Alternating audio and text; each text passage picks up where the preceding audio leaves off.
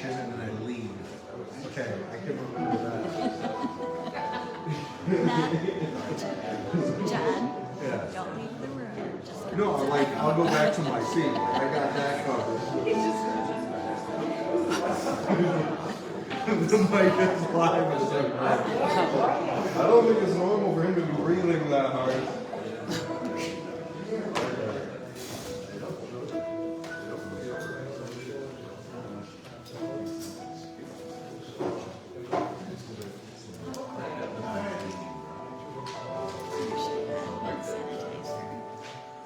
There's supposed to be some around here, right? I have to look.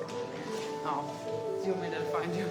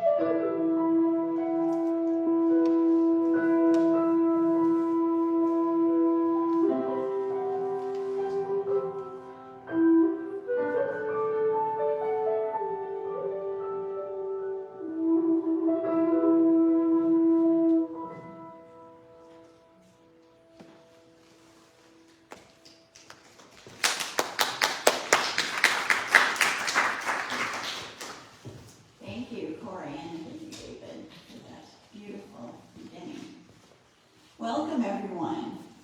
This is our second Sunday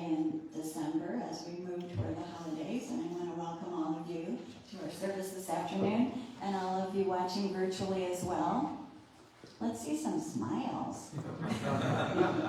There you go. I was beginning to think something was wrong here for a minute. Smiles are good. So I just want to remind everybody, it looks like people are already beginning to write on their connection card if they want to have us pray for someone or some condition or situation later in the service. On the back of that connection card, just write that on there and drop it in the collection basket as it comes around. And we're going to start, as we have been, with this lovely, lovely song, Prayer of the Child of Love. It's right on the front of your songbook, and I invite you to stand, please.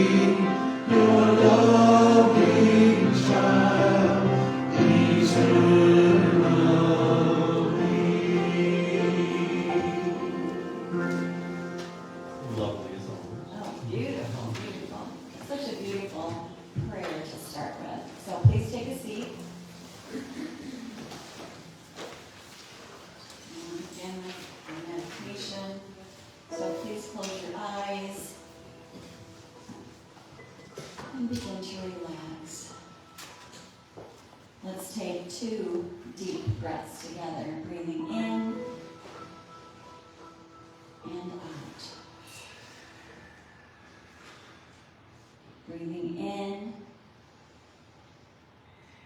and on that out breath, release all the stress of the day, all the busyness, all the doing. And let's place our hand on our heart as we bring our full attention to this sacred heart space.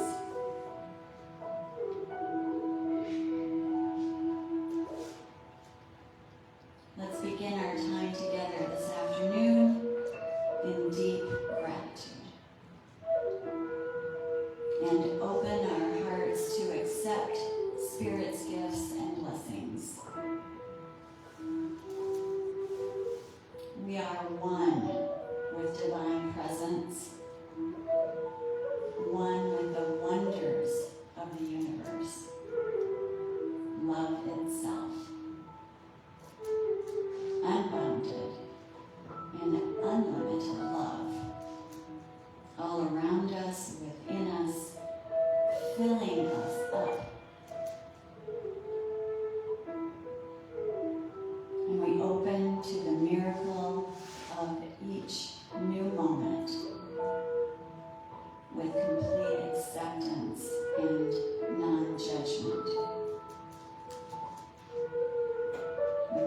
mindset of vibrant and life-affirming clarity and wisdom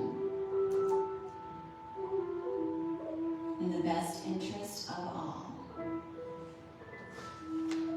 With each thought, with each feeling, we intentionally set into motion the divine creative process.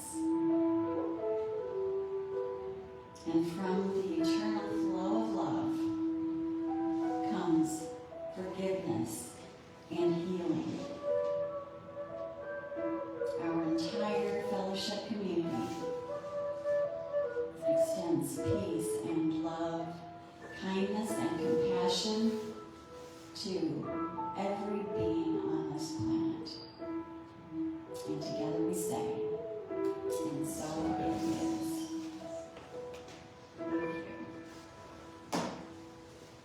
We're going to sing a fellowship song together. We haven't sung this in a while. You turn to page 18, I am responsible, and please stand.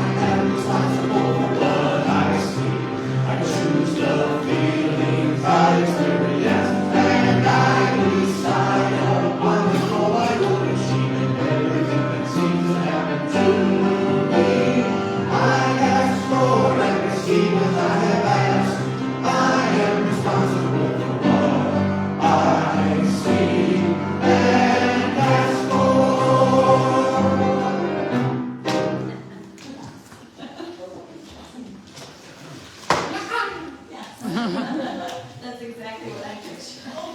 Yes, everybody please remain standing and greet your neighbor with a namaste or a handshake or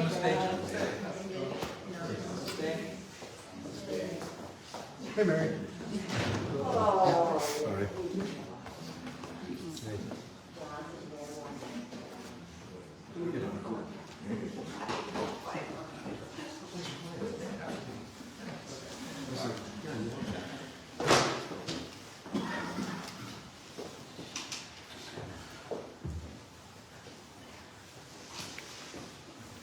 Well, we've already had a little taste of David Meter and his beautiful flute music, but he's here to perform again for us, so please give him a very warm welcome.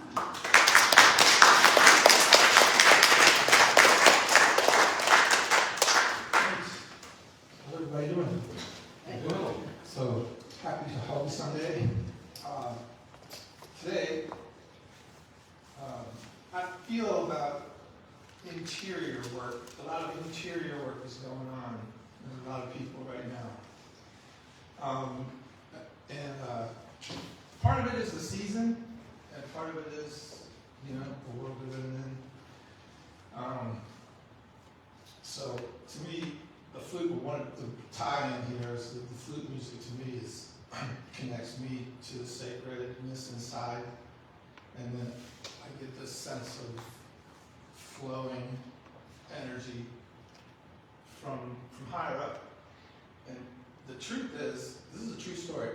I had a flute I carried it to a trip to Egypt in 1995, and we actually did a ceremony in the King's Chamber at 11:11, on 11:11. We were actually in the King's Chamber, and I was kind of new to metaphysics and spirituality, but I was going along with it. I had been fasting for 3 days in preparation, just from guidance, and they told me not to eat any food, just water with rose essence. Okay, so there's this tie-in with unconditional love with this music. And when I was in the pyramid, we opened up this portal. It was very interesting. I have a flute that my brother had given me. It was very out of character for him. I had it with me, and I started playing it. I wasn't really much of a player at that point, but I just picked it up and started playing it as part of the ceremony. And then all of a sudden I saw, in the middle of the ceremony, I was playing it, and just in my mind's eye, it was like the top lifted off of the pyramid. And it was just like in the cosmos. It was like the Hubble Space Telescope, kind of a vision out there.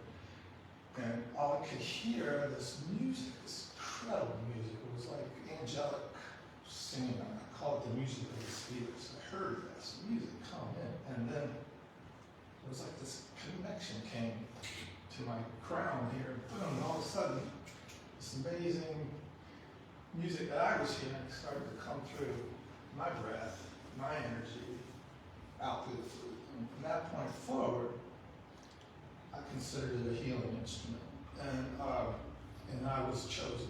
I didn't understand the tie-in with the Native American and the angelic music until I read a book called The Return of Bird Tribes, and they talk about the Great Lake region. There were these peaceful, angelic Native Americans. They call them people that were true to reality. They lived so in harmony with their environment that you wouldn't even know they were there. They had a thriving community. They lived in peace. And they, in that book, it's the winged ones of heaven that have the ability, as we do, the two-leggeds, they call them two-leggeds. We are two-leggeds as human beings, and that's what we have in common, is that we're in the earth, but we're not bound to it. We can leave, we can lift off. And so, elevating your consciousness is lifting off. So, that to me at that point, I got this idea that I could bring healing energy through the flute music, and that's what I'm going to try to do right now. So I invite you to go ahead and close your eyes or relax or whatever. This is going to be like a meditation moment.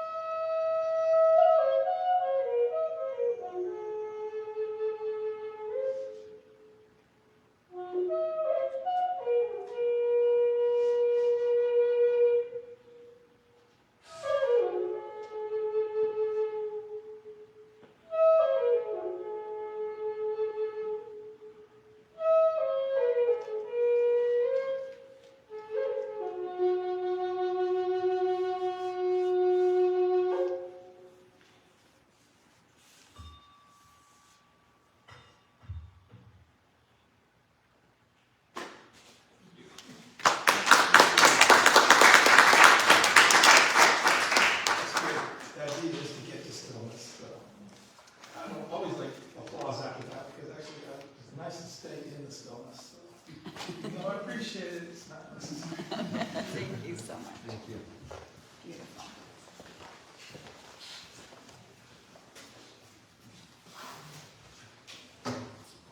Thank you, David. This is the time in our service when we stop and give thanks for blessings and gifts in our lives. We know here at the fellowship that abundance is the flow of divine energy. And so very importantly, each Sunday during our service, we take time to divine flow and acknowledge the evidence of this flow in our lives. We are so grateful to all of you for your generous donations to the fellowship. And as John brings around the basket, I know some of you have donated online, so if you're preparing your gift now, here's an envelope for you in your bulletin. And please remember to put your prayer cards in the basket as well.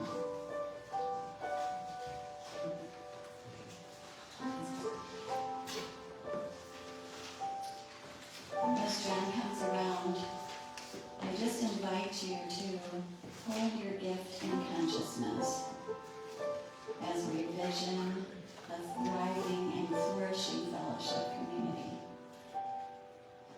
And as we vision an abundant 2023 for the fellowship and for each of us.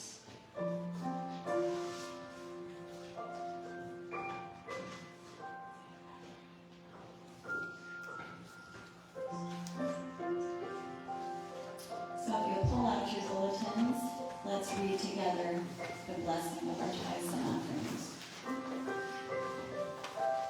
The light of divine love shines eternally, blessing and multiplying our tithes and offerings. I joyously give, knowing that we always have enough to share and to share. Thank you.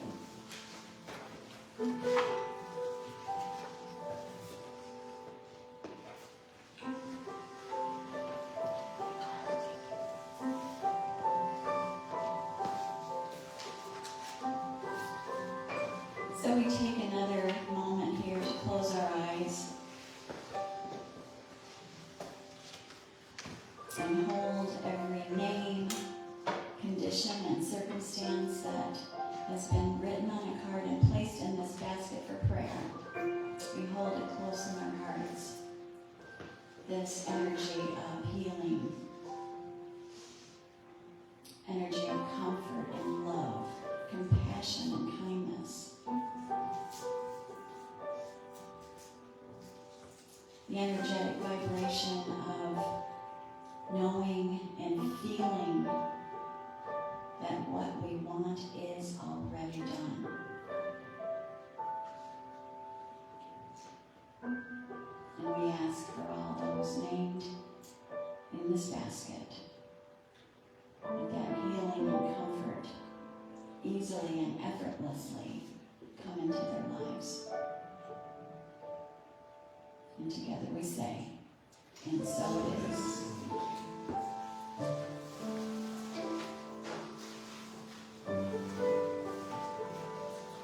And now I'm excited to introduce our speaker for today. And I know we all look forward to his energy and message. So please give our Reverend John Taylor a warm welcome.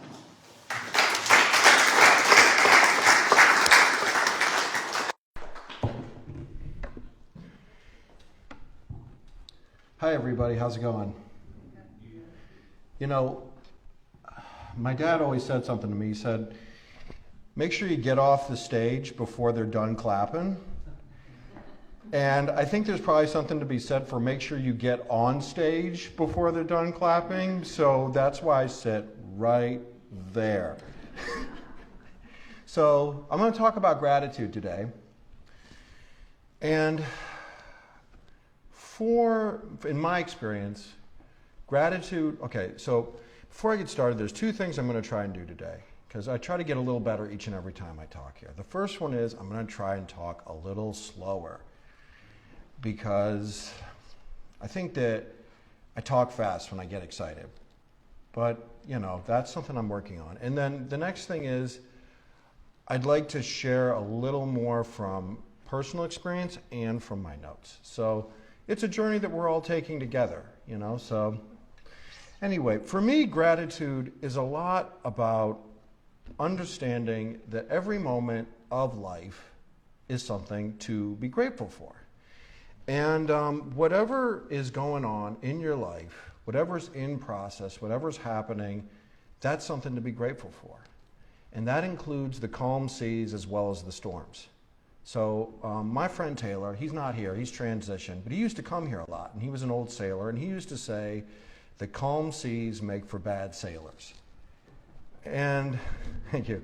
And I always really took that to heart, because whatever you're going through that's like not great, I don't know. I mean, it's like it's such a weird thing to tell people to like have gratitude for that, but to understand that you're bigger than that and you're transcending it and turning it into your highest good, I think is something to be excited about. And you know, I do believe that whatever you focus on and am grateful for in life, that expands. It multiplies, it gets bigger. So whatever you put your focus on, whatever you put your attention on, that's going to get larger, and it's going to take a bigger place in your heart, and it's going to take a bigger place in your life. And you know, I think that all I can do is talk about what's going on with me. And I think the number one thing that like stands in my way from feeling gratitude, like real core level gratitude, is taking things for granted.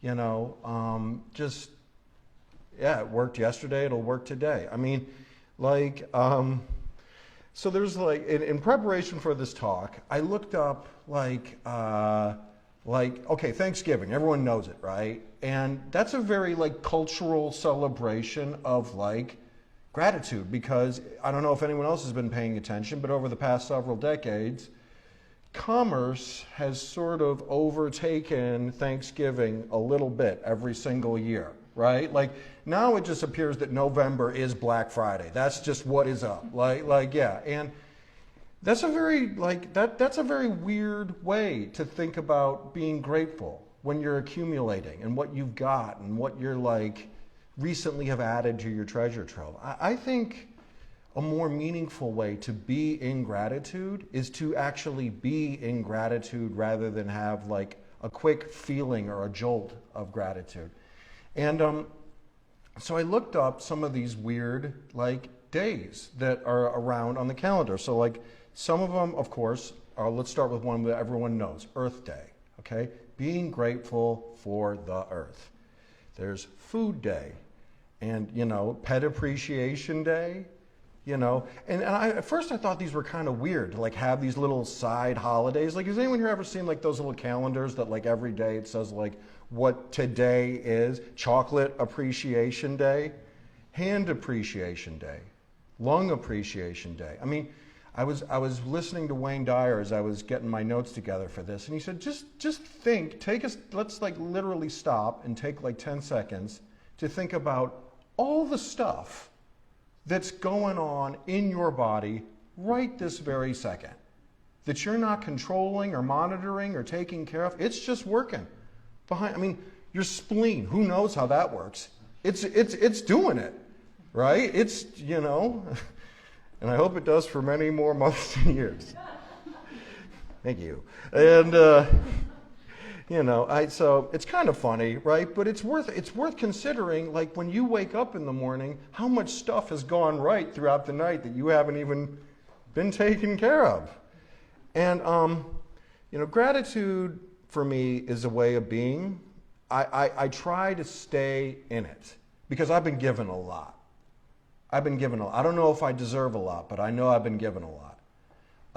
And that right there, you know, when you think about how much each of us gets given on a daily basis, it's humbling. How wide open the floodgates of blessings are and continue to be if you just take the time, open your eyes, and just watch it. So common, like sort of a everyday thing. You get a plate of food, and let's just make it super healthy. It's like a vegetable medley, all right? Just think for a second, right, about what's gone into it.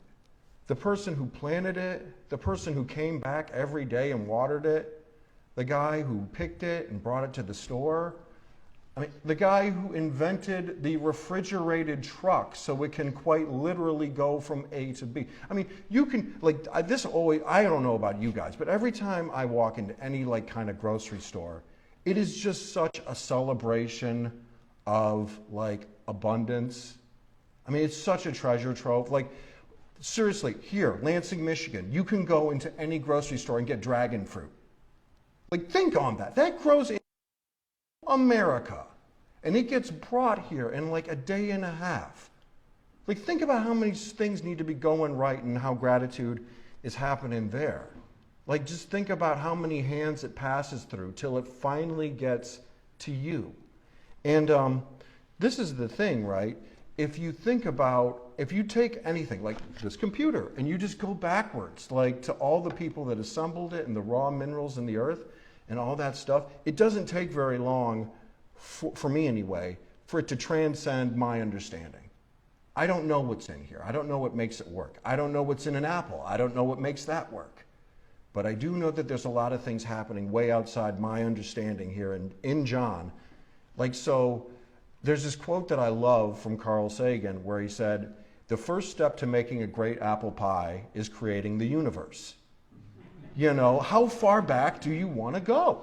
Like, you know, like in this gratitude chain of like hands and feet and people that made this possible. Like, you can quite, and if you go back far enough, it doesn't take long enough to say, yeah, like planet Earth is nurturing me. And the sun is nurturing planet Earth. And the solar system is spinning around this big Andromeda thing that, like, we don't even understand what that looks like. But it's out there taking care of us. You know, I think you see gratitude in everything if you look for it. I really do. And I think there's a lot to be said about when you see God in everything, you see gratitude in everything. And I think when you see God in everything, you look for the good in everything. I really do. I think you look for the God, you look for the good in everything when you're in that mode. And it's your business to be in that mode. I mean, like, show of hands, how many people get irritated and they just are not grateful for nothing? I know I've been there. Yeah, like I know I get there. And you know, as one of my spiritual teachers said, when you're outside of your higher self, your first and most immediate priority before you talk or do anything to anyone in your life is to get back in your higher self. And I have gratitude that I can been shown how to do that. You know, and it's those moments where you get frustrated that I think you can realize that it's all a teaching tool. You're all the good, all the bad, all the ugly, everything that's beautiful, you know, the gloomy days of winter, the beautiful, brilliant days of summer, they all create contrast and they all give us something to be grateful for. And I really think that that's a big deal, you know, that you can use every shred of knowledge that you're getting from the divine and your friends and your family to just make yourself a little bit more grateful. You know, I think, one second. Okay, so I'm going to share a story about something that probably when I was going through it, I wasn't all that grateful for. Okay, not that long ago, we as a family got COVID. And that was not awesome. Like I'll just summarize there. I won't go into any kind of detail. But one of the things that I felt was gratitude that my body was taking care of me. That like I was getting a little stronger every day. And that was my mantra. I'm getting a little stronger every day. And I said that into the mirror when I woke up, and I said that into the mirror before I went to the bed at night. I was like, I'm getting a little stronger every day. And even if it was a lie, I mean, sometimes you just got to fake it till you make it. You know what I mean? Like, I would love to tell you it's always true, but sometimes it just isn't.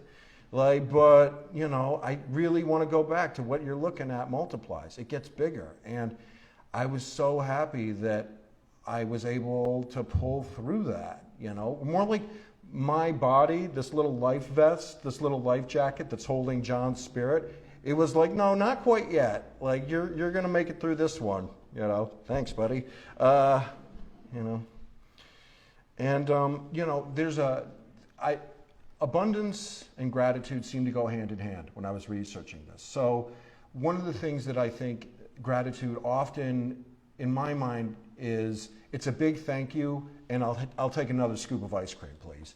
You know what I mean? You're saying yes to the universe. I think that kind of train of thought and spirit go along with each other. Being grateful ties into receiving. And one of the things that I've just started doing, and my friend Ben, who's out doing some cool things right now, is probably, he always used to talk about finding change on the ground and how he always used to find pennies. And that kind of opened my eyes to how much, like, you know, you can just be given, you know, how much you can just receive. So I just, when I'm walking the dog or jogging with Jamie or whatever, if I see a penny or a nickel or a dime or even $1, or sometimes, one time I found 5, you know, I mean, the amount does not matter. It's basically the universe saying, look, I've had your back this whole time. I'm going to continue to have your back this whole time. You've got nothing to worry about unless you choose to worry about. And then I'll give you more things to worry about. It's kind of interesting how that works. I remember that this is a little off topic. I remember the first time someone was explaining mastermind group to me. They're like, think of a very neutral presence. Like, it's not rooting for you, and it's also not fighting against you. It's just whatever you're asking for, that's what you're getting. And, well, let's just say I try to ask for good stuff when the time comes. You know, I think one of the things that I try to do, and one of the things that my parents are getting older. They're in their 80s. You know, we're counting the candles on the birthday cake at this point. And I try to tell them how lucky I've been to be their kid. And I try to tell my wife how lucky I am to be her husband. I try to tell my son how lucky I am to be his dad. And, you know, I think it's really important to tell people how much you love them and how grateful you are for the impact that they have made in your story up to this point. And here's a little homework assignment. I think maybe as we're going through the week, you can find someone who means a lot in your life and tell them how lucky and how grateful you are to have them. Because let's face it, like, appreciation is a big deal. Gratitude is a big deal. If you tell someone you love them and you appreciate them, you might just change the trajectory of their life. Or not. You know, or not. It's probably better to go into it with not a whole huge expectation, but just kind of giving freely and just letting the chips fall where they may. And, you know, I would invite you guys to maybe do it with someone who's slightly outside your comfort zone. You know, I'm assuming an intelligent audience, you know, so don't get yourself in trouble. But I would also say that, you know, there's probably someone around you that's a big jerk, and they need it more than, they probably need it real bad. I know whenever I'm in grumpy and in a bad space, I need to be reminded how much I'm loved. And so that could be a really awesome gift. So I'd like to just take a little moment to maybe just meditate a bit on what we talked about. Thank you. And so let's just kind of get into a comfy sort of space where we can maybe close our eyes if we want. And let's just take a nice deep breath in through the nose. And just let your body exhale. Nice deep breath in. And exhale. And this is going to be a really simple meditation. No way you can do this one wrong. I would like you to start by picturing something that you are intensely grateful for in this room.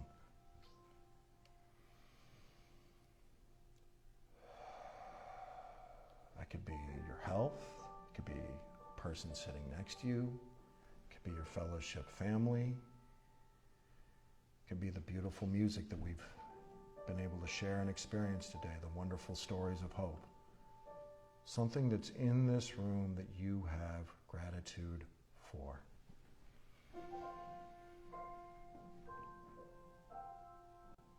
And I would invite you not to think it, but to feel it. Take it down out of your brain and bring it down to your heart. A very wise spiritual teacher told me the longest road is the one from your brain to your heart. Just breathe into that. Feel that gratitude. Feel those feelings of love and light.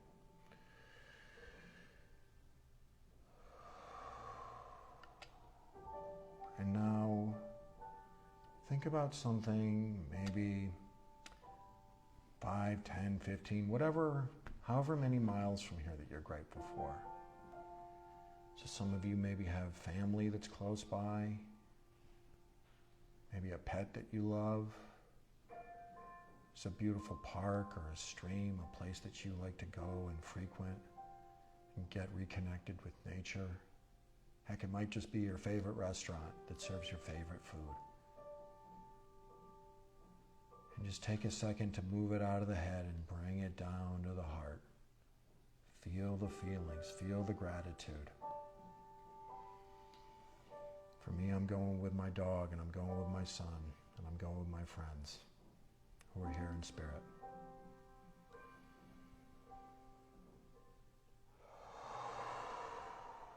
Let's make it a little bit wider now. Let's wrap that gratitude bubble all around planet Earth, all around Gaia, your Earth Mom. Boy, there's a big check. Think about how much she gives you and how grateful you are for that. For me, I'm going with the sunrise. Just that beautiful feeling of the sun coming up on a winter's morning, a clear winter's morning, and how it lights up the snow. And how constant it is. Gratitude for the consistency.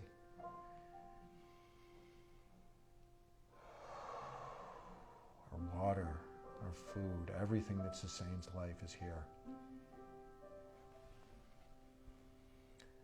And now let's just make it a wee bit bigger.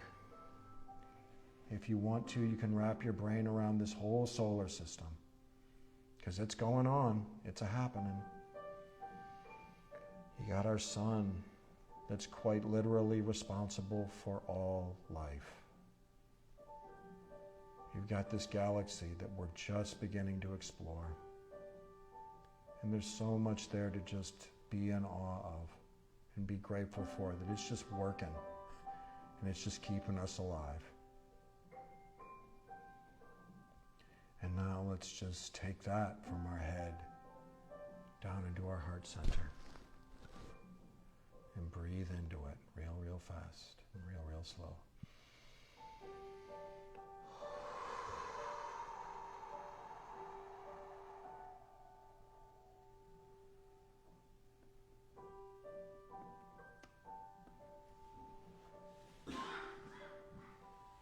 Now let's think of just one person who we're going to try to talk to throughout the week and just tell them how much they mean to us and how grateful we are for them being a character in our beautiful, beautiful story.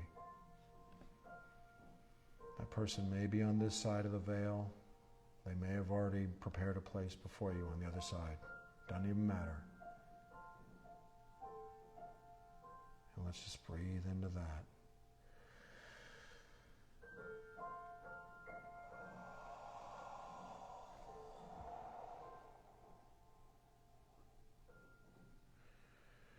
Now I'd like to invite you to start gently coming back. Maybe wiggle your fingers, wiggle your toes, feel yourself in your seats. If you want you can open your eyes, come back to this beautiful place that we're all in. Awesome. You guys are awesome. Thank you so much. I invite you to stay in that space. This is the synchronicity that I love about this place. I had no idea what he was going to talk about today. But the song that I'm going to play for you now is actually called "If the Eyes Had No Tears, the Soul Would Have No Rainbow." And it's about the gratitude for the adversity, because these things introduce us to who we are, who we really are on the inside. You can't even fathom all these things that we're grateful for and look around, all those things you mentioned, they're us too. And it's all a part of us. I'm hoping that you're beginning to feel the sunshine glow on the inside from this energy of gratitude. So the idea here is to think about something you may be struggling with or have been struggling with. It's like the sand in the oyster. To just offer that up and settle into your heart space. This is the thing I'm grateful for, is these instruments have kept me alive at times. When the flute maker carves the flute, he's carving the heart out of the wood. So the flute player's job is to put the heart back into it. And it's the universal heart of unconditional love.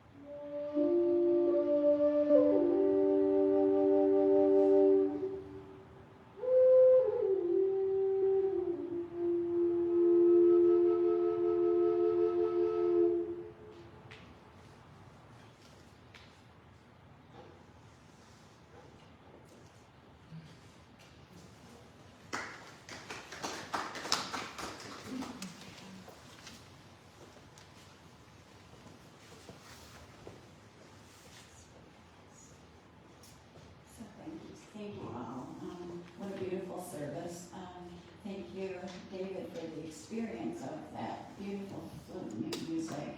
Thank you, Corey.